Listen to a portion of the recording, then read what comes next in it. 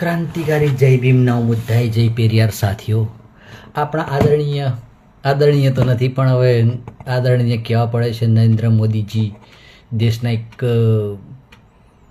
ઈવીએમથી બનેલા પ્રધાનમંત્રી છે. ટ્રમ્પની મુલાકાત સાથે અમેરિકાની અંદર જાય છે તો હિન્દીમાં વાત કરે છે. હિન્દીમાં તમે વિચાર કરો, મોદીજી હિન્દીમાં વાત કરે છે, એક ટ્રાન્સલેટર બેસે છે, એનું ટ્રાન્સલેશન કરી અને સામે સમજાવે છે.